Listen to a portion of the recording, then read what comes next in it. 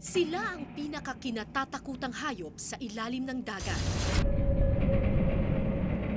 Mabangis sa pananaw ng karamihan, hari ng karagatan.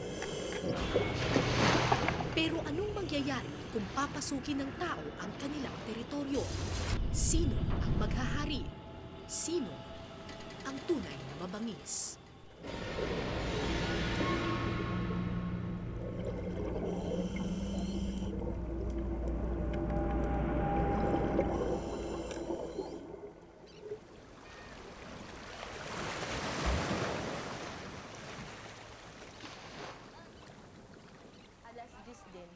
Sa isang umpukan ng mga mangingisda sa Hilagang Cebu, perming usapan ang mga pating. Nakakakita kayo ng pating na malaki talaga? Mayroong Gano'ng kalaki po? mga 50 kilos o 40 kilos siguro. Anong karga? Kasing laki na nila yung trap. Kasing laki ng truck? Hindi naman totoo yan. Dito sa amin yung pating kumakain ng tao. Paano nyo naman nalaman? May nakain na ba dito? Yung pating pag nasa ilalim ka ng dagat, Oo. siyempre kumakain yung tao. Pag pating yung hindi yung butanding, Oo, yung pating talaga. pating talaga. Pag may makaamoy siya ng patak ng dugo, yun, dugo na. yung time na yun, aatakihin ka ng pating. So, pag may sugat ka, Oo. patay ka na. Siyempre. May mahigit 400 uri ng pating sa Pilipinas. Pero kung ang mga mangingisda sa Cebu ang tatanungin, mahahati lang daw ito sa dalawang klase. Ang pating na maamo at pating na salbahe. Ang tawag ng pating iba-iba. May pating na pinakasalbahe. Ano yung pating na pinakasalbahe? Ano yung itsura nun? Yung kurusan. May ano dito, may kurus ang atang. May cross? may cross dito. Sa ulo? Nakita namin na sa Masbate. Gano'ng kalaki yung pating na nakita nyo? Mayroong Tatlong dipa. O tapos, humarap talaga sa inyo. pag nakita mo yan, kakyat ka sa ano. Bakit? Ba't Oo, akit na. ka agad sa baroto? Kumakain ang tao yan. Kain ng tao dyan. Tawag namin. Pag sa bita, Anong tawag nyo kurusan, dun? Saya pa man. Ang tawag nyo doon, krusan. Ay, Salbahe. paano yung ulo niya? Ganon din. Ganon din ang ulo niya. Itong mata dito, malayo. Pero ang mata nasa magkalayo. Salbahe yun.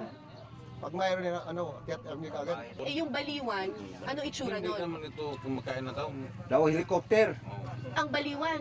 Bakit parang helicopter? Malawig ang yang ikog. Yung buntot niya mahaba. Oo, mahaba. Hindi yun nangangain. Hindi. Hindi. Eh yung jungle, Jungle, hindi mo po kumain. yung kurusan lang ang nangangain. Mga tao. Salbahis. Salbahe yun.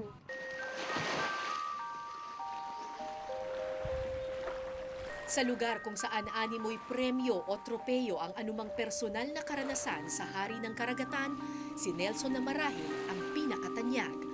Nakagat na kasi si Nelson ng pating. Alas 7 ng umaga. Nasaan po kayo nun? Andoon sa dagat. Oo. Anong ginagawa ninyo? Naglilinis po ako ng squid fish. Sumisid kayo? Opo, sumisid ako. Oo. Gano'ng kalalim? Hindi naman masyado, mga 8, Dipa. tawag, dap Dipa? dipa. Oo. Tapos, Tapos hindi ko alam yun, nandoon pala siya sa likuran ko, ang alin po? ang pating. Hindi na malaya ni Nelson na ang kanya palang sinisisiran ay bahay ng mga pating. Tapos nakita ko, bigla akong ginanon Oo. ng malakas. Tapos hindi ko alam, may sugat pala ako sa ulo. Ano, kinagat niya yung ulo ninyo? Oo. Ano pong pumasok sa isip ninyo nung kinagat po kayo sa ulo? Dihan ako nahadlok sa kuhaan sa sakayan. Oo. Di nalang kumubalik og kuhaan to saom sa ilalom. Basta magdaghan sila. Kabangan ko nagpaag. Wala akong balik. Pag ahon niyo po, dinala kayo sa ospital, gaano po kalaki yung sugat na natamo ninyo? So, ganito kalaki, walong Stitches, tahi. Doon ako napunta ko sa daan bantayan sa DAS Medical Dublin. Dahil sa karanasan ni Nelson, lalong tumibay ang paniniwala ng mga mangingisda sa Cebu na kaaway ng tao ang mga pating. Pero dapat na ba talagang katakutan ang hari ng karagatan? Nagtungo ako sa isla ng Malapascua sa dulo ng Cebu para hanapin ang sagot.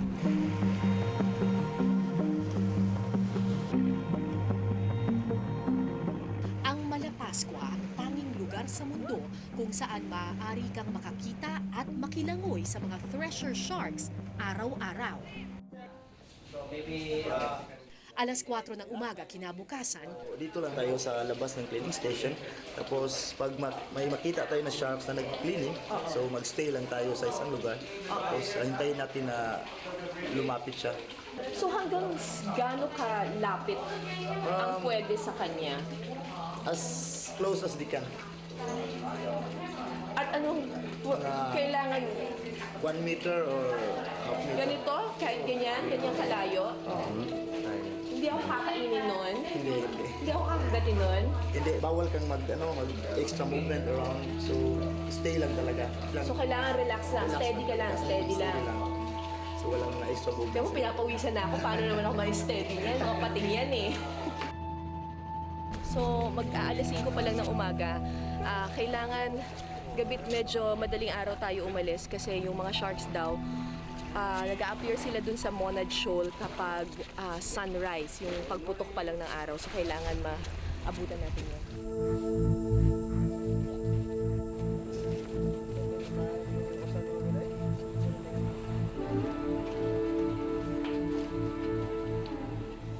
matagal na akong scuba diver. Hindi ako takot sa dagat at marami na akong karanasan sa malalalim na tubig. Pero tulad ng maraming tao, may takot din ako sa pating.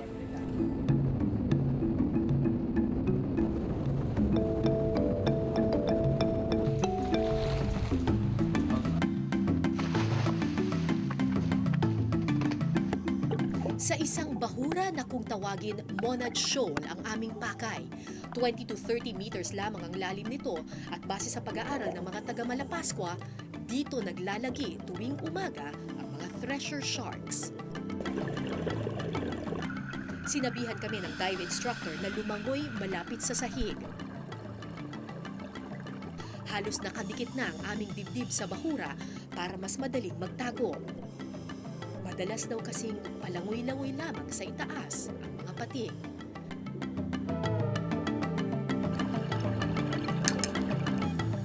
At maya-maya nga lang,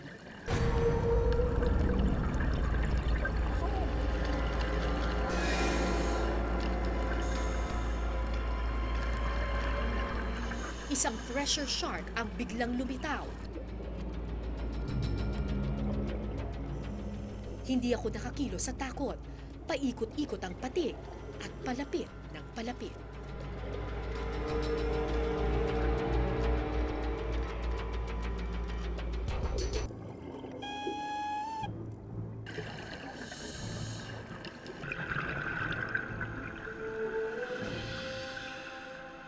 Halos 12 talampakan lamang ang layo ko sa pating. Pero imbis na umatake, kusa itong lumayo matapos ang ilang segundo.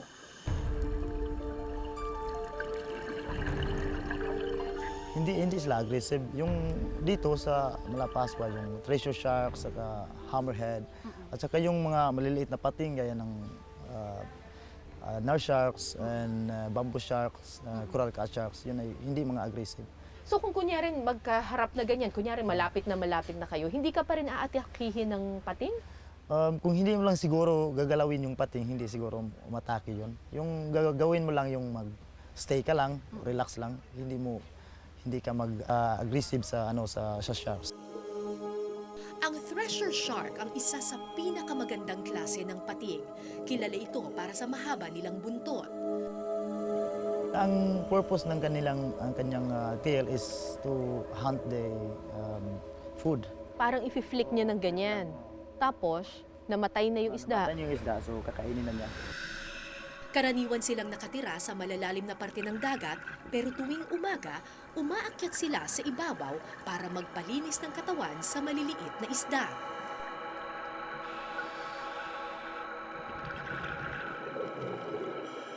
Maya-maya, hindi lang isa kundi 2 pating ang lumapit sa amin.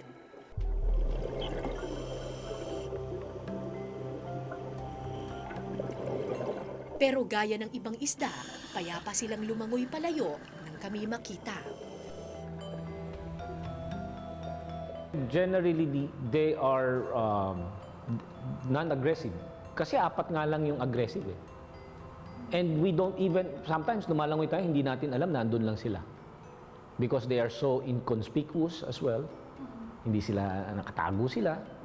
Hindi sila nagpapakita. Mas takot pa sila kaysa sa atin because we are something new to their environment.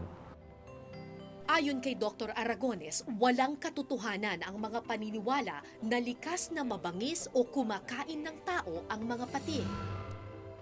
In reality, napakalaki ng range. There are about 470 plus species. 4 lang yung known to be aggressive na nangangain. Ano po itong 4 na species na ito?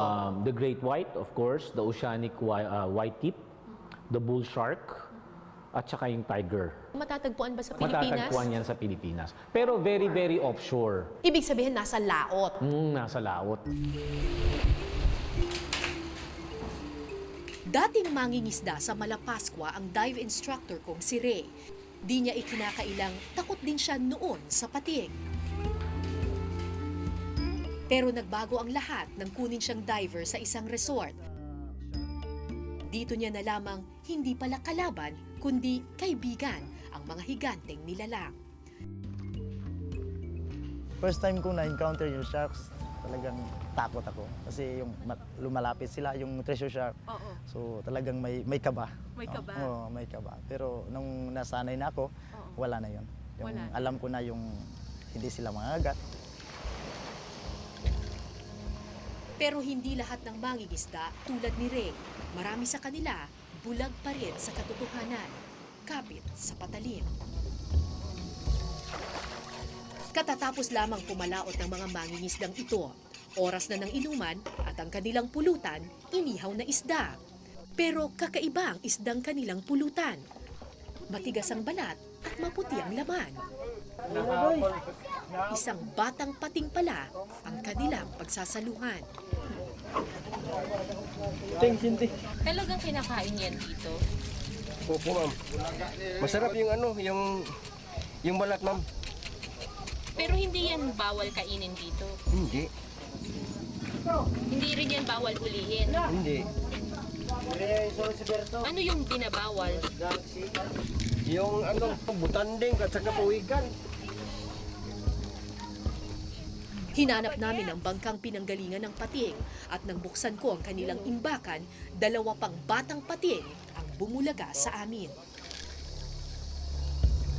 So pag nakita mo na yung pating, ano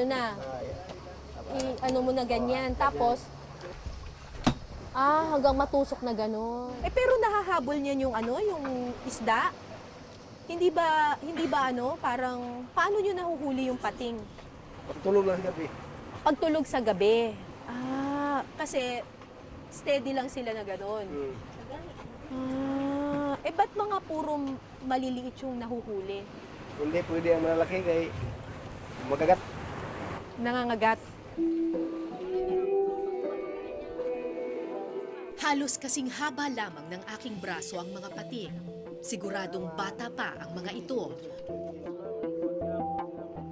Matapos kong makalangoy sa dagat ang mga pating, hindi ko mapigilang mahabag nang makita ang kanilang mga patay na anak. Ngayon, sa akin, medyo masaktan ako dahil ito na ang hanap buhay ko bilang diver. So, matagal ko nang kasama yung mga pating. Talagang hindi ko gusto na makita yung mga sharks na nandoon sa palengke. Let's go! Pero sa pananaw ng mga mangingisdang isang kahig, isang tuka, pagkain ang lahat ng nilalang sa karagatan. Pero kung nanghinayang ako sa aking nakita sa bangka, mas lalo akong nanlumo sa natunghayan ko sa palengke.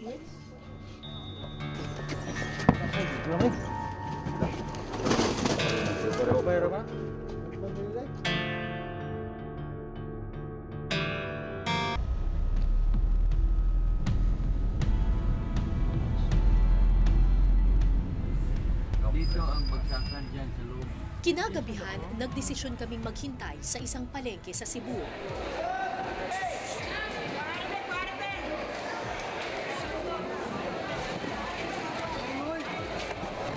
Dito raw binabagsak ang iba't ibang uri ng lamang dagat.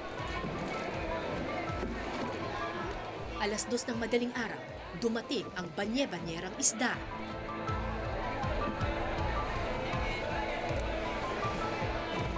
Inikot namin ang palengke at dito, samot-saring lamang dagat ang tumambad sa amin.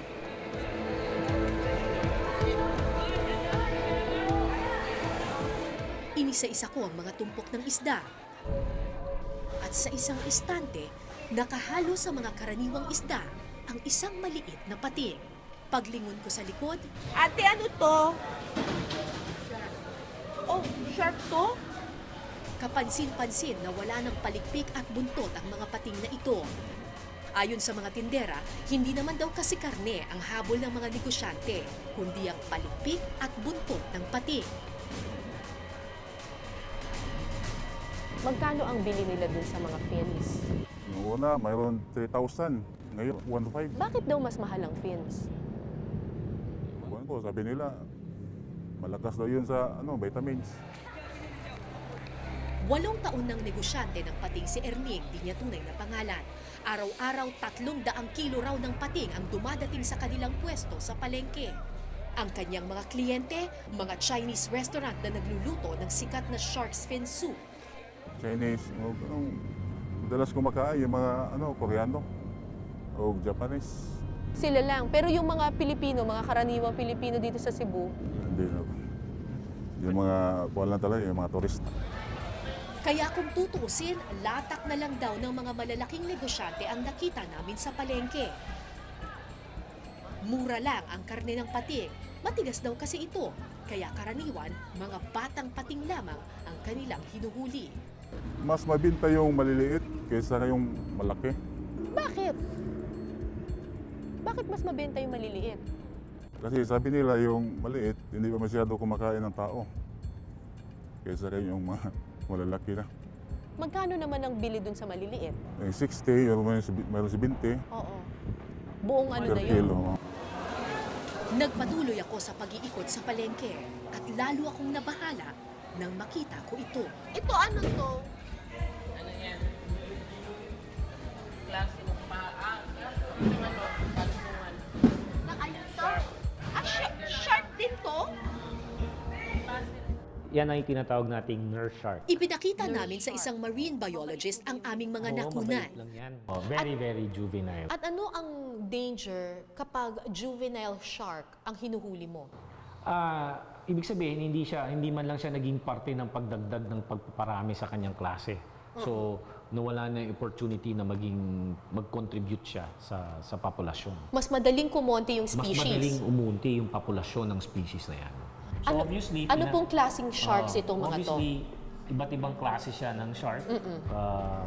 Mukhang mga reef sharks. Reef sharks. Ito ay hammerhead. May isa pa po kaming nakunan na shark meat. Ito po, what is that? That is definitely butanding. No? Butanding yan? Batang butanding. Ayon kay Dr. Aragones, higit sa mga simpleng mangingisda, mas malaking banta sa mga pating ang malalaking fishing companies na shark's fin ang hanap. Tayo ang dayuhan sa karagatan. Unfortunately, tayo have been dominating the landscape and the seascape. And from after, inimpak na natin ang gusto yung ating kalupaan. Ngayon, dito naman tayo sa karagatan. Ginugulpi natin at tinatawag natin, masyado nating inaabuso ang ating karagatan. Walang malinaw na datos kung gaano karaming pating ang pinapatay taon-taon sa Pilipinas. Pero sa pag-aaral ng traffic, isang wildlife monitoring network, tinatayang mahigit 70 tonelada o 73,000 kilos ng pating ang ine-export ng Pilipinas patungong Hong Kong taon-taon. Hindi pa kasama rito ang binibili sa atin ng China. Bagamat hindi pa endangered species ang karamihan sa pating, kaunti lamang silang manganak o magparami. Kaya nangangamba ang mga eksperto na pagdating ng panahon, tuluyang mauubos ang mga pating sa dagat. Because of our activities, some of them are being threatened very much, and that as a result is a problem. No? I'm sure within our lifetime, maraming magiging extinct na mga shark species because of us. So I'm very, very unfair.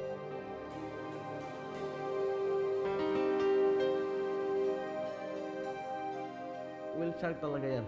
Ipinakita rin namin sa Bureau of Fisheries ang video na aming nakunan sa palengke. Pero ayon sa BIFAR, wala silang magagawa para pigilan ang lantarang bentahan ng pating.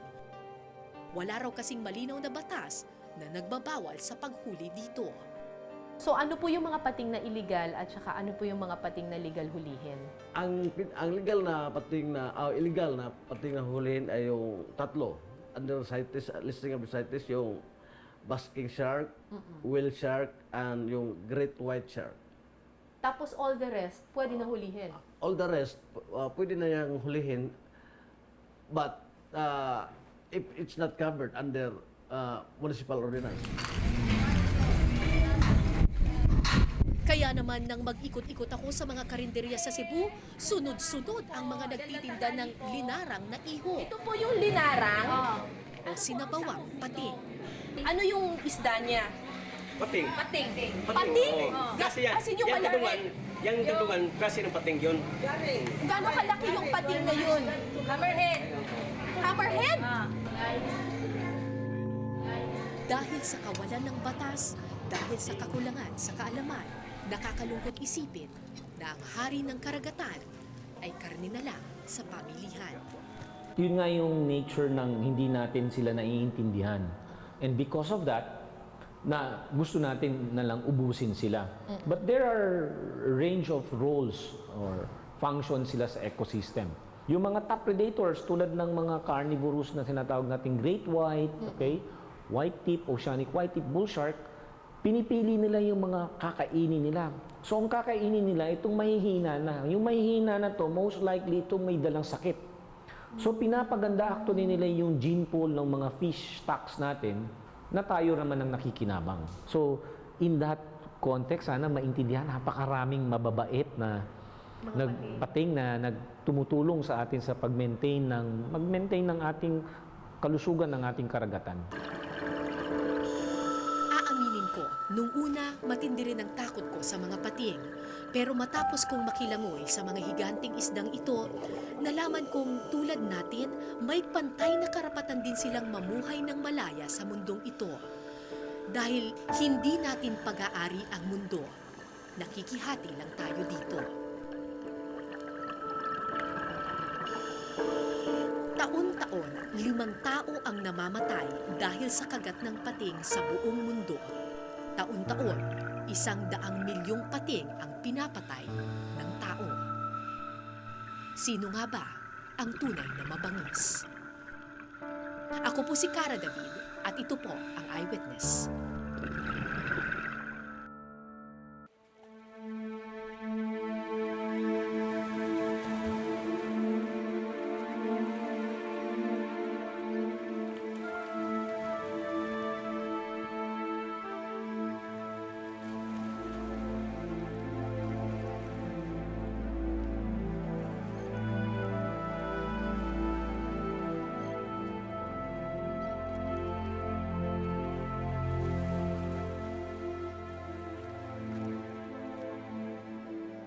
Maraming salamat sa pagtutok ninyo sa Eyewitness mga kapuso. Anong masasabi ninyo sa dokumentaryong ito? I-comment nyo na yan. Tapos mag-subscribe na rin kayo sa GMA Public Affairs YouTube channel.